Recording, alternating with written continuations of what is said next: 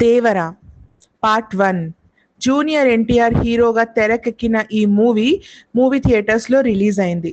దానికి huge applaud వస్తుంది. Already release అయి కొన్ని రోజులు అయింది. ఆ మూవీకి ఫస్ట్ డే కలెక్షన్స్ హ్యూజ్గా అయ్యాయి. బట్ సెకండ్ డే నుంచి గ్రాఫ్ స్టేబుల్గా ఉంది. ఎస్ఎస్ రాజమౌళి బాహుబలి రిలీజ్ చేసిన 9 ఏళ్ల తర్వాత ద బిగినింగ్, అప్పటి నుంచి కట్టప్ప బాహుబలిని ఎందుకు చంపాడు అని ప్రతి ఒక్కరు ఆలోచించేటట్టుగా చేశాడు. అసలు బాహుబలి సెకండ్ పార్ట్ ఎందుకు వస్తుంది, ఎప్పుడు వస్తుంది, ఎలా వస్తుంది అనే క్వశ్చన్స్ అందరి మనసులో తీసుకొచ్చాడు. That is the correct way of taking out a movie. ఒక మూవీ సీక్వెల్ ఎంత ఇంట్రెస్టింగ్గా, ఎంత కుతూహలంగా ఉండాలంటే పార్ట్ 1 చూసినప్పుడు పార్ట్ 2 ఎప్పుడు వస్తుంది అనే ఫీలింగ్ రావాలి.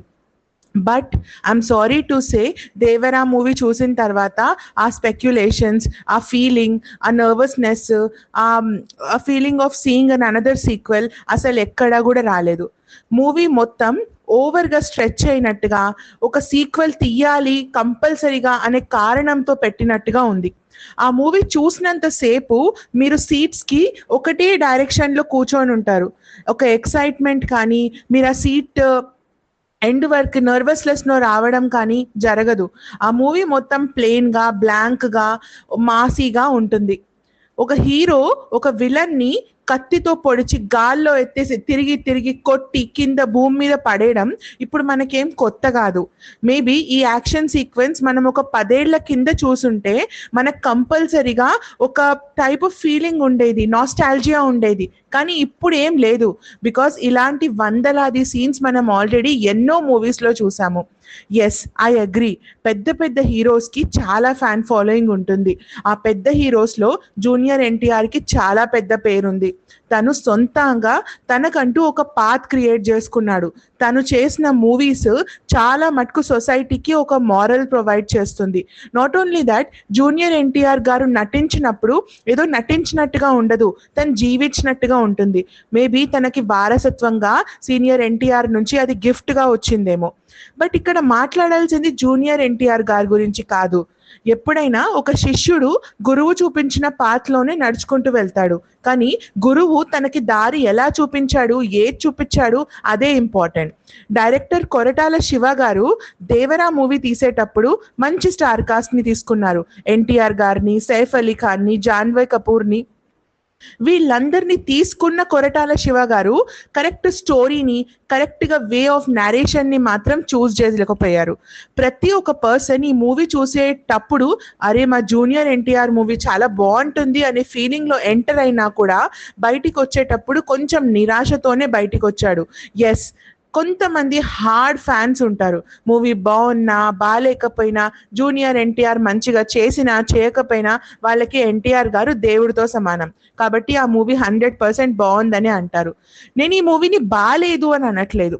I want to say that మీరు తిన్న ఫుడ్డే తినుకుంటూ ఉంటే, మాట్లాడిన మాటే మాట్లాడుతూ ఉంటే, విన్న జోకే వింటూ ఉంటే మీకు నవ్వు రాదు, ఏడుపు రాదు, ఫీలింగ్స్ రావు. కాబట్టి ప్రతి స్టోరీలో ఈరోజు రేపు ఒక ఆడియన్స్ ఒక డిఫరెంట్ వే ఆఫ్ అప్రోచ్ని వెతుకుతున్నారు. అదే హీరో, అదే కాపాడడం, అదే పాస్ నుంచి డబుల్ యాక్షన్ రావడం, హీరోస్ని తరిమి తరిమి విలన్ని కొట్టడము, అలా వాళ్ళని నిర్దాక్షిణ్యంగా చంపడము, అమ్మాయిలని ఒక వస్తువులాగా చూడడము, అసలు ఆ హీరోయిన్ మూవీలో ఎందుకుందా, ఆమె రోల్ ఏంటా, నాకైతే అర్థం కాలేదు. జాన్వీ కపూర్ శ్రీదేవి గారి కూతురు అండ్ ఆబ్వియస్లీ తనకి మూవీ ఫీల్డ్ గురించి చాలా సబ్జెక్ట్ నాలెడ్జ్ ఉంటుంది. కానీ అసలు రోలే లేని క్యారెక్టర్ తను తీసుకుంది అంటే మరి దాని వెనకాల తనకేం కారణాలు ఉన్నాయో మనకి తెలీదు. Because as an actor I always fell Janhvi Kapoor action is little more better then some of the nepotist characters coming out in Bollywood industry. Janhvi కపూర్కి కొంతో కొదుపో యాక్టింగ్ తెలుసు. మేబీ తన చాయిస్ ఆఫ్ క్యారెక్టర్ ఇంకా బెటర్ అవ్వాలి ఫ్యూచర్లో అని చెప్పి I'm thinking in that way. ఈ మూవీ ఉట్టి తెలుగులోనే కాదు, ఎన్నెన్నో లాంగ్వేజెస్లో కూడా రిలీజ్ అయింది. అండ్ చెప్పాలంటే హిందీలో ఇది చాలా అవుట్ పర్ఫార్మ్ చేస్తుంది. దీని రీజన్ ఆర్ఆర్ఆర్ సక్సెస్ కూడా.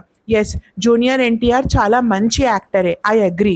బట్ ఎప్పుడైనా స్క్రిప్ట్స్ చూస్ చేసేటప్పుడు, ఒక మూవీ చూస్ చేసేటప్పుడు తప్పకుండా ఆ మూవీలో ఏదో ఒక వెరైటీ ఉండాలి, ఏదో ఒక డిఫరెన్స్ ఉండాలి పాస్ట్ మూవీస్ కంటే అని ఆలోచించాలి.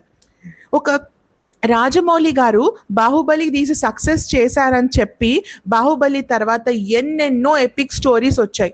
మీరు ఆ మూవీస్ ని చూస్తే అవే క్యారెక్టర్స్ ఉంటారు, అవే మొహాలు ఉంటాయి, అవే పాత జానర్ లో ఫిల్మింగ్ ఉంటుంది, అవే క్లోత్స్ వేసుకుంటారు, అదే లైఫ్ స్టైల్ ఉంటుంది.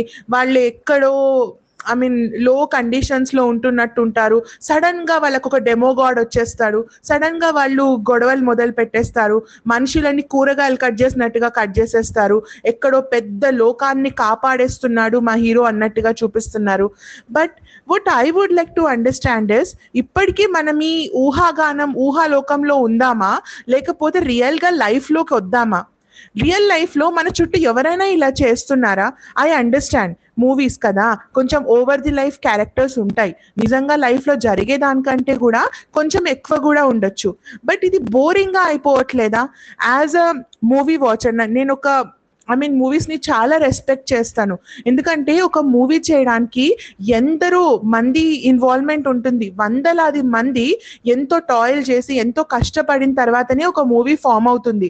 మేము ఒక చిన్న వీడియో ప్రిపేర్ చేయడానికి ఎంత బ్యాక్గ్రౌండ్ వర్క్ చేయాలి, ఎంత కష్టపడాలో మాకు తెలుసు యాజ్ ఎ యూట్యూబర్. బట్ ఒక మూవీ తీయడానికి ఒక యూట్యూబ్ వీడియో చేయడం కంటే కూడా వేల రేట్లు ఎక్కువ కష్టపడాల్సి వస్తుంది. So I agree, I completely respect the process. But నేనేమంటున్నానంటే, మీరు పెద్ద రాజ్ మహలే కట్టొచ్చు, కానీ ఆ కట్టిన రాజ్ మహల్ మీరు నీళ్ల మీద కడితే ఆ రాజ్ మహల్ ఎన్ని రోజులు నిలబడి ఉంటుంది? Always choose a best story, best basement, choose those stories which will improvise your work. మీరు చూస్ చేసిన స్టోరీ జనాలని ఆకట్టుకోవాలి, కానీ జనాలు ఎందుకు వచ్చామబ్బా, నెక్స్ట్ ఏం జరగబోతుంది వాళ్ళే చెప్పేస్తే ఇంకా లాభం ఏముంది? దీంట్లో మెయిన్ థింగ్ కొరటాల శివ గారిది. ఆల్రెడీ చిరంజీవి గారితో పాస్ట్ లో మూవీ తీశారు, అండ్ పాస్ట్ లో ఆ మూవీ చాలా ఫెయిల్ అయిపోయింది. దాని నుంచి తను ఒక లెసన్ నేర్చుకోకుండా మళ్ళా అదే జానర్ లో అదే వే ఆఫ్ ఫిల్మింగ్ లో మళ్ళీ దేవరా తీశారు. ఇక్కడ బాధపడాల్సిన విషయం ఏంటంటే, మనకి దేవరాలో యాక్చువల్లీ అందరు యాక్టర్స్ బాగా యాక్ట్ చేశారు, ఆ స్టోరీని చాలా ముందుకి తీసుకెళ్లాలని ట్రై చేశారు. దేవరా దేవుళ్ళకి సంబంధించింది, కోస్టల్ కమ్యూనిటీలో, దాంట్లో ఎన్టీఆర్ గారు దేవరా రోల్ ప్లే చేస్తారనమాట. ఈ మూవీ మొత్తం కొండల కోనల మధ్యలో ఉంటుంది. 1996 లో స్టార్ట్ అవుతుంది అనమాట ఈ మూవీ, ఎప్పుడైతే ఇండియా వరల్డ్ కప్ ని హోస్ట్ చేస్తుందో ఆ టైంలో దేవరా అక్కడున్న సముద్రాలని రూల్ చేస్తారు. కొరటాల శివ గారు అక్కడ టైం ని వేస్ట్ చేయరు, కానీ నాగ్ ఎప్పుడైతే మొదలవుతుంది కదా, ఆ మూవీ ఎప్పుడు అయిపోతుందా అనే ఫీలింగ్ వస్తుంది. ఒక పోలీస్ ఆఫీసర్ గా అజయ్ గారు ఆ వాటర్ చుట్టూ ఏదో జరగరాంది జరుగుతుంది, అండ్ ఈ విలేజ్ లో సింగప్ప అని చెప్పి ప్రకాష్ రాజ్ ఉంటారనమాట, తనే ఈ స్టోరీ అంతా నారేట్ చేస్తారు దేవరాలో. అండ్ చాలా ఇంట్రెస్టింగ్ వేలో నారేషన్ ఉంటుంది, బాగుంటుంది. దాని తర్వాత అసలు క్లాన్స్, గొడవలు, రెండు గ్రూప్స్ మధ్యలో శత్రుత్వాలు, ఎర్ర సముద్రం అంటే ఏంటి, ఇవన్నీ ఏంటో తెలుసుకోవాలి అంటే మీరు ఈ మూవీ తప్పకుండా చూసుకోవాలి. అండ్ ఆల్సో దేవరా మూవీలో హైలైట్ అంటే సైఫ్ అలీ ఖాన్. సైఫ్ అలీ ఖాన్ ఆబ్వియస్లీ ఒక హిందీ యాక్టర్, బట్ మన తెలుగు వే ఆఫ్ ఫిల్మింగ్ ని, మన south way of seeing stories ని తను బాగా అండర్స్టాండ్ చేసుకొని తన రోల్ కి న్యాయం చేశారు అనే చెప్పాలి.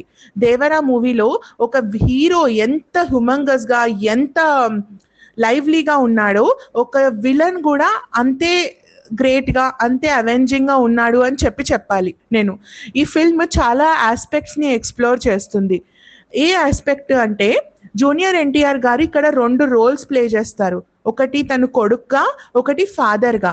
కొడుకు ఎంత భయంతో ఉంటాడో ఫాదర్ కూడా అంత స్ట్రాంగ్ గా, అంత ఆపోజిట్ గా ఉంటాడనమాట. రెండు characters different way of filming ఉంటాయి. బట్ నాకు అక్కడ ఆశ్చర్యం అనిపించింది ఏంటంటే, వాళ్ళ గడ్డాలు, వాళ్ళ మీసాలు అన్ని సేమే ఉన్నాయి, ఓన్లీ ఆ హెయిర్ ఒక క్యారెక్టర్ కి రౌండ్ గా ఉంటుంది, ఇంకో క్యారెక్టర్ కి స్ట్రైట్ గా ఉంటుంది, అంతే ఆ డిఫరెన్స్ ఉన్నది.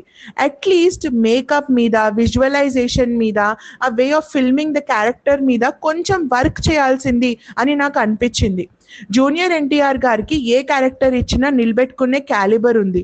బట్ ఒక పర్సన్ ఎవరైతే ఈ స్టోరీ వీవ్ చేస్తున్నాడో ఆ పర్సన్ కరెక్ట్గా ఆ క్యారెక్టర్స్కి న్యాయం చేయడం కూడా చాలా ఇంపార్టెంటే. ఎందుకంటే రాజమౌళి గారి మూవీస్ చూసి పర్ఫెక్షన్స్కి అలవాటైపోయారు జనాలు. ఇప్పుడు అలాంటి జనాలు ప్రతి ఒక్క క్యారెక్టర్లో ఏదో ఒక తప్పు ఎంచడానికి రెడీగా కూర్చొని ఉంటారు. ఆఫ్టర్ ఆల్ దిస్ ఒక క్వశ్చన్తో ఎండ్ అవుతుంది ఈ మూవీ. ఎలా బాహుబలిలో కట్టప్ప బాహుబలిని ఎందుకు చంపాడు అనే క్వశ్చన్ ఉంటుంది కదా, అలానే దేవరాలో ఒక క్వశ్చన్ మార్క్ ఉంటుంది. ఆ క్వశ్చన్ మార్కే నెక్స్ట్ సిరీస్కి నెక్స్ట్ పార్ట్కి దారి తీస్తుంది అని చెప్పేసి జనాలు ఆశిస్తున్నారు. అండ్ ఆబ్వియస్లీ దేవరా మూవీ వెనకాల చాలా ఎక్స్పెక్టేషన్స్ ఉన్నాయి. బికాస్ కేజీఎఫ్, బాహుబలి చాలా మూవీస్ పాత రస్టిక్ వే ఆఫ్ షూటింగ్లో తీశారు. అండ్ అవి ఎలా సక్సెస్ అయ్యాయో ఇది కూడా సక్సెస్ అవుతుంది అని చాలా ఆశలు పెట్టుకొని ఉన్నారు ఆ ఫిల్మ్ క్రూ కానీ, ఆ film investors, producers, directors. But personally I felt everything was good in the recipe except the way of making it. If they would have made a better recipe, ingredients అన్ని చాలా shine అయ్యేవి. But I wish junior NTR గారు all the best. అప్పుడప్పుడు movie సరిగ్గా ఉన్నా లేకపోయినా action బాగుండి దాంట్లో ఉన్న సీక్వెన్సెస్ బాగున్నాయంటే and way of representing it బాగుందంటే మూవీ సక్సెస్ అయ్యే ఛాన్సెస్ చాలా ఉంటాయి.